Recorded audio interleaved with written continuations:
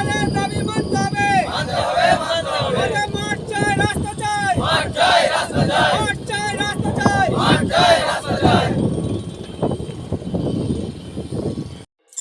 জামুরিয়া থানার অধীন বারুল গ্রামের গ্রামবাসীরা বিক্ষোভ শুরু করেছে। হ্যাঁ, স্থানীয় প্রাইভেট কারখানার চাকরির প্রতিশ্রুতি দিয়েছিল তাদের আরো 14 জনকে চাকরি দেওয়া হবে, কারণ তাদের জমি জায়গা থেকে শ্যামসেল পাওয়ার লিমিটেড জলের পাইপলাইন নিয়ে যাচ্ছে। প্রতিষ্ঠানটি এর জন্য অনুমতি দিয়েছিল, যার বিনিময়ে অনেক শর্ত ছিল। একটি শর্ত ছিল গ্রামবাসীদের চাকরি দেওয়ার প্রতিশ্রুতি, এবং এই প্রতিশ্রুতি ছিল লিখিত আকারে। কিছু গ্রামবাসী চাকরি পেয়েছে, কিন্তু এখনো 14 জন পায়নি। শনিবার এই 14 জনের চাকরি নিয়ে ব্যাপক তোলপাড় দেখা দেয়। তালিকায় যে 14 জনের নাম ছিল তা কারচুপি করা হয়েছে। এখন কিছু নেতা দালালি করছে এবং গ্রামের কিছু লোক জড়িত। এতে আমাদের লোকজনকেও মারধর করা হয়েছে বলে 14 জনের চাকরির দরকার। তা না হলে আমরা আমাদের জমির ওপর দিয়ে যেতে দেব না পাইপলাইনের কোনো কাজ। একজন মহিলাকে চুরুলিয়া ফাঁড়িতে নিয়ে যাওয়া হয়েছিল, যা নিয়ে লোকেরা অনেক প্রশ্ন তুলেছিল। তবে পরে তাকে ছেড়ে দেওয়া হয়।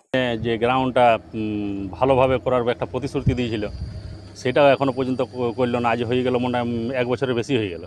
তো বারবার আসছি, বারবার আমরা নোটিশ করছি, বারবার ঘুরিয়ে যাচ্ছি, বারবার অ্যাপ্লিকেশন দিয়েছি, রিসিভ করছে। সে রিসিভ অনুযায়ী কোনোরকম কোনো কাজ করছে না। গ্রামে সবাই এসছে, ছেলেরা। কোনো কথা হয়েছে আজকে কথা হয়েছে। আজকে এখন তো ম্যানেজার সময় দিয়েছে 10টার সময় এসে, যে আমরা একটা আলোচনার মাধ্যমে জিনিসটা বার করবো।